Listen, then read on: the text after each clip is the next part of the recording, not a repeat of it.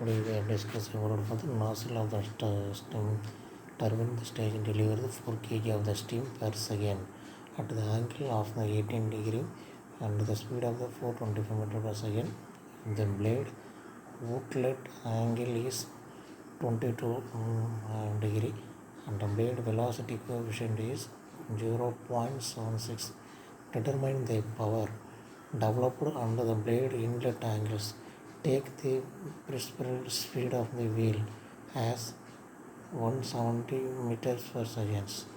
M is equal to 4 kgs, alpha is equal to another one is equal to 4 kgs, alpha is equal to 18 degree, beta is equal to 20, V is equal to 425 meter per second, K is equal to 0.76, U is equal to 170 meter per second.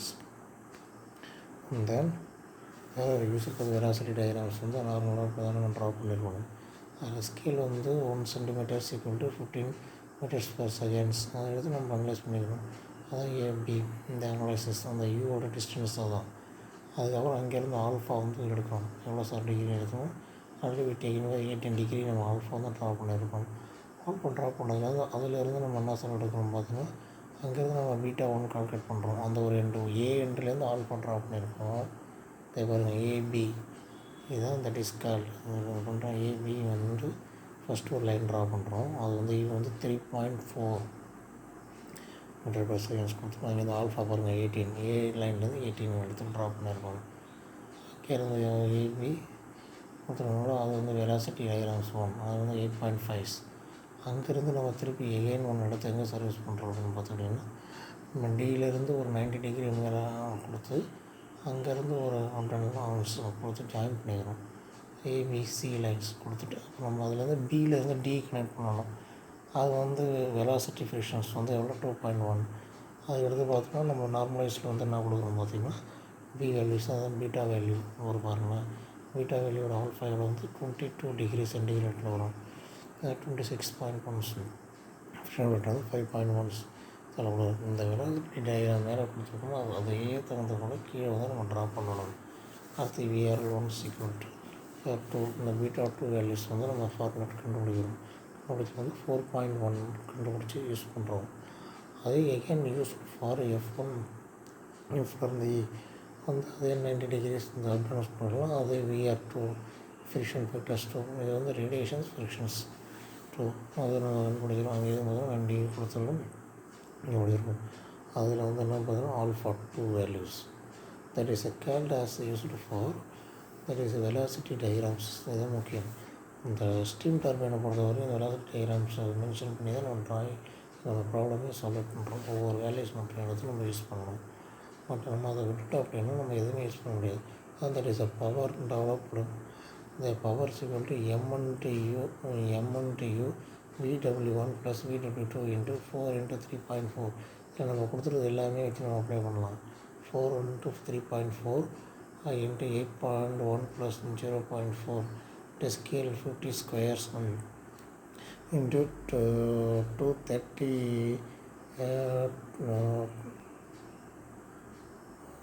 239 0 squares வந்து 2,89,000 watts வந்து 289 கிலோவாட்ஸை நம்ம convert பண்ணியிருக்கோம். That is a power scale. Other ones there are used for the power used in method in others. நம்ம power கண்டுபிடிக்கிறோம். Blade எஃபிஷியன்சியோட டர்பைனோட மாஸ்டர்ஸோட power நம்ம கண்டுபிடிச்சி வச்சுருக்கோம் இம்பல்ஸ் டர்பைன் நம்ம யூஸ் பண்ணி. another one we are scaled as usually in methods. We are scaled as usually in method. They scale the 50 square. Scale of this 50 square 8.1 plus 0.4 the scale. Normal side used for in the steam turbines methods. ஓகேங்களா, இதை use பண்ணி தான் நம்ம கொண்டு வந்திருக்கோம். அதில் அந்த powers இது நம்ம அனலைஸ் பண்ணிடுறோம். வேறு ஒரு யூஸ்லி இதேமாரி வெலாசிட்டி இண்டிகேஷன் டயக்ராம் வந்து நம்ம ட்ரா பண்ணால் மட்டும்தான் நம்ம வந்து வேறு அனலைசிஸ் தான் ஃபேக்டர்ஸ். இதே போல் இம்பல்ஸ் டர்பைன் ரியாக்ஷன் டர்பைன்ஸ் வந்து ரெண்டுத்துலேயும் வந்து பவர் அவுட்புட் வந்து நம்ம வந்து எடுத்தாகணும். அந்த பிளேடோட ஃப்ரிக்ஷன் வெலாசிட்டி இன்புட் எவ்வளோ அவுட்புட் எவ்வளோ நம்ம கண்டுபிடிக்கிறோம். அதோடைய எஃபிஷியன்சி எவ்வளோ மோர் தென் எஃபிஷியன்சி எவ்வளோ நம்ம கண்டுபிடிச்சி வச்சுக்கிறோம். அதுதான் ஏபின்றது ரெஃபர் பாயிண்ட்டை யூஸ் பண்ணி அதில் வெலாசிட்டி டிஸ்டன்ஸ் எவ்வளோ கண்டுபிடிக்கிறோம். அதுலேருந்து ஆல்ஃபா ஒன் கண்டுபிடிச்சிட்டு அங்கேருந்து ரெஃபரன்ஸ் 90 டிகிரி மேலே ஈவெண்ட்ஸ் கொடுத்து அதுலேருந்து BSc connections line daughter line white line உள்ளதெல்லாம் திருப்பி அங்கேருந்து பீட்டா ஒன் கால்குலேட் பண்ணுறோம். அது ஆப்போசிட் டைரக்ஷனில் பார்க்கும்போது பீட்டா 2 வேல்யூஸ் நம்ம கண்டுபிடிச்சிட்டு திருப்பி வேல்யூ வச்சு டிகிரி எடுத்து நம்ம போட்டால் திருப்பி எகெயின் யூஸ் 90 டிகிரி கொடுத்துட்டு அங்கேருந்து பிஏ எஃப்க்கும் உள்ள வேல்யூஸ் நம்ம பார்த்துடலாம். அது பார்த்து வேல்யூ வச்சு நம்ம அனலைஸ் பண்ணிவிட்டு யூஸ் பண்ணிடலாம். அதான் friction 1 radiation 1 friction 2 radiation 2 overall difference வந்து 8.1ன்றது ரேடியேஷன்ஸ் இதெல்லாம் இன்புட் கொடுத்துருப்பாங்க. நம்ம கொடுத்தத வச்சு நம்ம டைரெக்டாக வந்து டயக்ராம்ஸ் ரிசல்ட்டில் ட்ரா பண்ணாலும் நம்ம வந்து ஃபுல் ஆகும். ஓகேங்களா? அதனால் வந்து இந்த வெலாசிட்டி இண்டிகேஷன் டயக்ராம்ஸ் வந்து நம்ம டிஸ்கஸ் அபவுட் வெலாசிட்டி டயக்ராம்ஸ் வந்து நம்ம ட்ரா போட்டு போகலாங்க. ஓகேங்களா? Use next class. அப்படி ஏதாவது டவுட் இருக்கிற மாரி இருந்தாலும் கண்டிப்பாக வந்து கால் பண்ணுங்கள். டவுட் இருக்கிற மாரி இருந்தால் திருப்பி வந்து எகைன் ப்ராப்ளம்ஸ் எடுத்து பாருங்கள். ஏதாவது ப்ராப்ளம் ஏதாவது டவுட்டாக இருந்ததுன்னா பாருங்கள். ஏன்னா மோஸ்ட் ஆஃப் த ப்ராப்ளம் வந்து தேர்ட் யூனிட்டை பொறுத்த வரைக்கும் நிறைய கேட்பாங்க. அந்த இம்ப்ரெஷன் டைரக்ஷன் டெர்மினோட அந்த பிளேடு ரிசல்ட் ஸ்டேஜோட ப்ராப்ளம்ஸ் நிறைய கேட்பாங்க. ஃபஸ்ட்டு என்ன கேட்குறாங்கன்னு பார்த்துட்டு கிவன் டேட்டா எடுத்துக்கிட்டு find and solutions we are discussed for this problem solutions இந்த அனாலிசிஸ்.